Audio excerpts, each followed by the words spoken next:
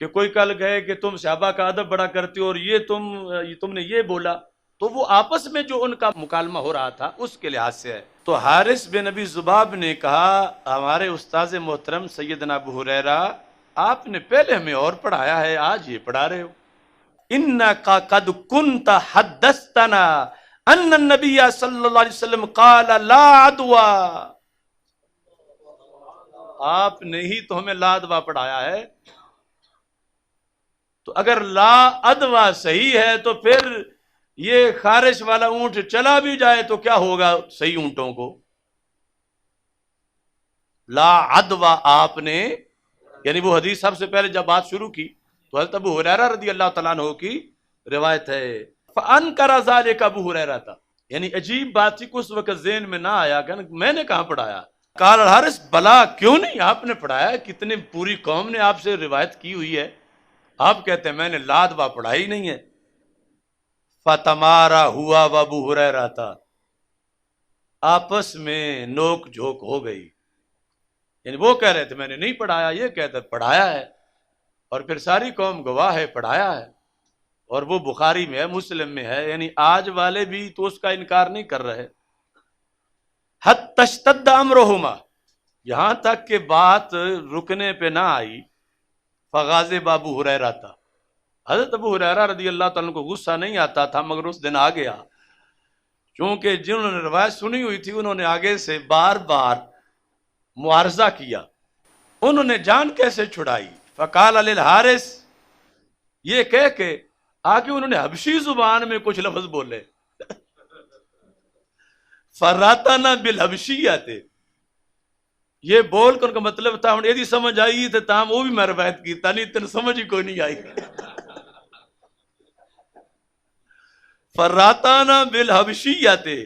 ثم قال للحارث تدری ما قلت، اب بتاؤ جو میں نے کہا پتہ چلا ہے آپ کو؟ قال الحارث لا، نہیں مجھے حبشی زبان کا کیسے پتہ چلے؟ تو یہ کہتے حارث کے ان کا مقصد یہ تھا، یرید بذالک انی لم احدث کا ما تقولو، میں نے یہ بیان نہیں کیا آپ کو، تو کہیں ایسے موقع پر ہی آپ نے پھر میں نے کچھ اور بولا ہے تم نے اور سمجھ لیا ہے۔ یہ صورتحال آپس میں چل پڑی۔ حضرت ابو سلمہ جو حضرت ابو ہریرہ کے شاگرد ہیں، آخر اس طرح تو بات چھپ نہیں سکتی تھی، وہ کہتے ہیں لا ادری انا سے یا ابو ہریرہ تا اما شانہ، میں نہیں کہہ سکتا بھول گئے تھے یا کیا ہوا تھا جو کہہ رہے تھے کہ لا عدوى میں نے نہیں پڑھایا، اور کا یہ بھی ریکارڈ ہے ان کا کہ جس دن سرکار نے وہ چلو بھر کے دیا تھا بھولے بھی کبھی نہیں تھے، اور آج یہ پتہ نہیں کیوں ہو گیا، پڑھائی ہوئی تھی لیکن اب جو ہے وہ آگے سے اس طرح کی صورتحال تھی۔ اب اس پر امام طحاوی وہ سارے دلائل سامنے رکھ کے راوی مروی، چونکہ وہ لا عدوى کے تو بہت سے صحابہ راوی ہیں، یہ حضرت ابو ہریرہ نے نہ بھی پڑھائی ہو اور جو کہیں نے پڑھائی ہے، اور ادھر یہ جو ممرض والی ہے یہ اس کے مقابلے میں آ رہی ہے۔ امام طحاوی کہتے ہیں ممرض والی جو حدیث ہے وہ یعنی آخری امر نہیں رسول اکرم صلی اللہ علیہ وسلم کا، اس واسطے کہ نبی اکرم صلی اللہ علیہ وسلم کے سامنے اس پر خود سوال جواب ہو چکا ہے جب لا عدوى فرمایا، اور ادھر سے اعرابی نے کہا کہ ہم تو دیکھتے ہیں کہ پہلے اونٹ سارے صحیح تھے، ایک بیمار آیا تو سارے بیمار ہو گئے، تو اگر سرکار نے یہ رہنمائی کرنی ہوتی کہ بیمار کو داخل نہ کرو صحیحوں میں تو پھر اس دن کیوں فرماتے فما نجرب الاول، کہ پہلے کو کس نے بیمار کیا تھا؟ تو اس بنیاد پر کہا کہ اصل مذہب وہی ہے لا عدوى والا، اور اگر یہ حدیث منسوخ نہیں تو پھر یہ اس کا مطلب ہوگا اس میں بھی سرکار دو عالم صلی اللہ علیہ وسلم یہ چاہتے تھے سد ذرائع کے طور پر کہ جیسے وہ فرمایا کہ جہاں وبا ہو وہاں تم داخل نہ ہو تاکہ دل میں نہ آ جائے کہ آیا ہوں تو لگ گئی ہے، تو اسی بنیاد پر کہ عقیدے کی حفاظت کے لیے بچ کے رہو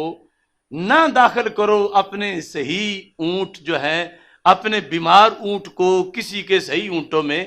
تاکہ اگر بیمار ہوا تو وہ تو رب کے حکم سے ہونا ہے، لیکن کہنے والا کہہ دے گا کہ فلانے کا بیمار آیا تھا تو اس واسطے بیماری پھیل گئی ہے، تو پھر عقیدہ خراب ہوگا۔ تو اس بنیاد پر سد ذرائع کے لیے کہ یہ موقع ہی نہ بنے، یہ موقع ہی، یعنی یہ درجنوں محدثین نے اس کا یہ مطلب بیان کیا۔ منسوخ والا علیحدہ ہے کہ یہ بات منسوخ ہے، اور دوسرا کہ اگر ثابت ہے تو پھر یہ اس کا مطلب تھا، اور لا ادوا جنرل پالیسی ہے مسلمانوں کی کہ جس کے بارے میں رسول پاک صلی اللہ علیہ وسلم نے اور بھی کئی وقت اس کا اعادہ فرمایا۔ اور یہاں یعنی اس بیس پر میں آسانی کے لیے کہہ رہا ہوں، ان لوگوں کے لیے جنہیں کوئی شکوک و شبہات ہیں تو یہ کم از کم 6 صفحے تحوی شریف کے ان کو کچہری میں ہی آ جاؤ، سب دلیلوں کا ذکر کر کے انہوں نے وجہ بتائی ہے، اور موقف وہ ہے جس پہ اللہ کے فضل سے آج بھی ہم قائم ہیں۔ اب یہاں اس کی وضاحت کے لحاظ سے اگلی اس کے ساتھ جو ریلیونٹ حدیث ہے وہ یہ ہے کہ جس کے اندر بخاری میں ہی ہے، لا ادوا والی بھی ہے، اور ساتھ یہ ہے کہ مجزوم سے یوں بچو جس طرح کے شیر سے بچا جاتا ہے۔ اس کا تذکرہ نبی اکرم صلی اللہ علیہ وسلم کی حدیث کے اندر چونکہ موجود ہے تو ہم وہ بھی چھپائیں گے نہیں، بلکہ اس کا بھی ذکر کریں گے، اور یہ ہر ایک پر صرف ہم ایک جھلک بحث کی پیش کر رہے ہیں۔ اگر کوئی اس میں ہمارے ساتھ چلے گا تو انشاءاللہ کئی اس کو آگے جہانوں کی سیر کرائیں گے کہ آگے کیا کیا ہیں، ابھی عشق کے امتحان اور بھی ہیں، ستاروں سے آگے جہاں اور بھی ہیں۔ تو رسول اکرم صلی اللہ علیہ وسلم کا فرمان لا عدوہ، نبی اکرم نور مجسم شفیع معظم صلی اللہ علیہ وسلم کے یہ الفاظ کہ جس میں کہا کہ فر من المجزوم فرارا کا من الاسد، مجزوم سے یوں بھاگو جیسے شیر سے بھاگا جاتا ہے۔ یہاں کرمانی سب سے پہلے میں پیش کرتا ہوں، جلد نمبر 10 نہیں ہے ابھی، بس 211 صفحہ، حدیث نمبر 5707 ہے، دھیان کرنا، صحیح بخاری شریف کی۔ لا عدوہ ولا طیرۃ ولا ہامۃ ولا سفر وفر من المجزوم کما تفر من الاسد، یعنی پہلے لاد والا جو پڑھی ہے وہ اور حدیث ہے، اس کے پہلے حصے کو انہوں نے نہیں بیان کیا، صرف بعد والے کو لیا،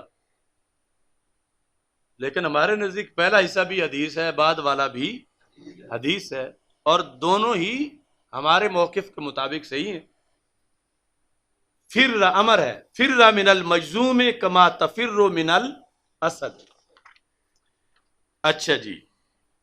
تو کیوں اب بظاہر یہ لگا کہ سرکار فرما رہے ہیں پہلے حصے میں لا عدوہ کہ کوئی بیماری متعدی نہیں کہ ایک سے دوسرے کو لگے، اور دوسرا جو ہے حصہ اس میں یہ ہے کہ جو جزام والا بندہ اس سے بچ کے رہو جس طرح کے شیر سے بچا جاتا ہے۔ تو یہ مطلب بنا کہ اس میں بیماری ہے، ساتھ بیٹھو گے تمہیں بھی لگ جائے گی،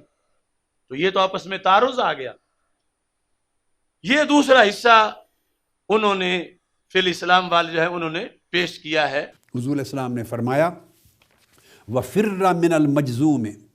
كَمَا تَفِرُّ مِنَ الْأَسَدِ، جس شخص کو جزام ہو، یعنی یہ کنٹیجیس مرض ہو جس کا وائرس کثرت کے ساتھ کانٹیکٹ کے ذریعے دوسرے کو منتقل ہو سکتا ہے، فرمایا اس سے اس طرح دور رہو، بھاگو جس طرح شیر سے اپنے آپ کو بچاتے ہو اور دور ہوتے ہو، جس طرح شیر سے اپنی جان بچاتے ہو اس طرح مجزوم شخص سے بچاؤ، کیونکہ اس کی مرض اگر کثرت کے ساتھ آپ کا اس کے ساتھ میل ملاقات رہی اور آپ کو ٹرانسفر ہو گیا تو پھر آپ کے لیے خطرناک ہے۔ کہ دیکھو آئسولیٹ ہونا چاہیے، کیونکہ مجزوم سے جو ہے وہ بیماری لگ جاتی ہے. تو یہ کنسپٹ ہے 14 صدیاں پہلے کہ بیماری والے کے قریب نہیں جانا چاہیے،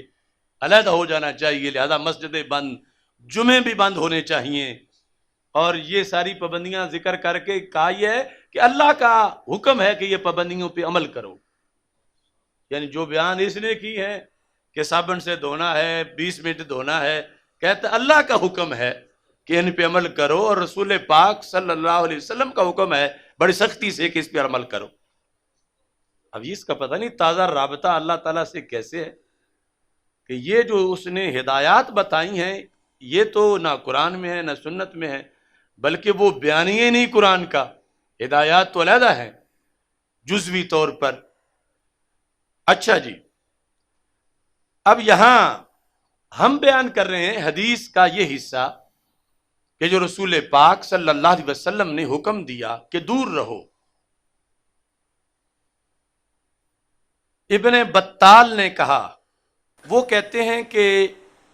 ہوا مناقض لقولہ لا ادوا، کہ یہ بعد والا حصہ لا ادوا کے مناقض ہے. تو امام کرمانی کہتے ہیں قلنا انہ عام مخصوص، مناقض نہیں ہے. یعنی انہوں نے مناقض کہہ کے تو آگے پھر اور دلیل سے کور کیا، یہ نہیں کہ اس طرف گئے ہیں کہ یہ جو ان کی جہت کوئی آ جائے. کرمانی کہتے ہیں عام مخصوص ہے، مطلب کیا، لا ادوا الا من الجذام، کہ اور تو کوئی بیماری متعدی نہیں. جذام کے لحاظ سے رب ذوالجلال کا بھی فیصلہ یہی ہے کہ رب اس کو متعدی بنا دیتا ہے. یعنی یہ اڑ کے لگ سکتی ہے، یہ ان کا جواب ہے، ابھی اصل جواب نہیں. لیکن امام کرمانی نے رد کیا اس کا ابن بطال والی بات کا، کہا کہ مناقض نہیں. جس طرح تخصیص بعد تعمیم ہوتی ہے، تعمیم بعد تخصیص ہوتی ہے، تو اس کو معارضہ تو نہیں کہا جاتا، مناقضہ نہیں ہوتا، آپس میں تناقض نہیں ہوتا. یہ ساتھ کہا کہ امام خطابی جو ہیں وہ بھی بہت بڑے محدث ہیں، ان کا حوالہ دیا کہ اصل یہ جو جذام ہوتا ہے تشتد رائحتہ، اس کی بدبو بھی بڑی آتی ہے. تو یہاں مقصد یہ نہیں تھا کہ اس کی بیماری لگ جائے گی، بلکہ یہ ہے کہ پاس بیٹھنے والا تنگ ہوگا، تو اس لیے کہ اس کی بدبو نہ آئے فرمایا تم علیحدہ بیٹھو اس سے. تو اس سے لا ادوا سے کوئی ٹکراؤ نہیں. لا ادوا سے تب ٹکراؤ ہو کہ جب یہ آئے کہ اس میں ادوا ہے، جبکہ یہ فرمایا کہ اس کی وجہ، امام خطابی کہتے ہیں کہ اس کی بدبو ہوتی ہے تو اس کی وجہ سے پاس بیٹھنا مشکل ہوتا ہے، تو فرمایا کہ اس سے علیحدہ رہو.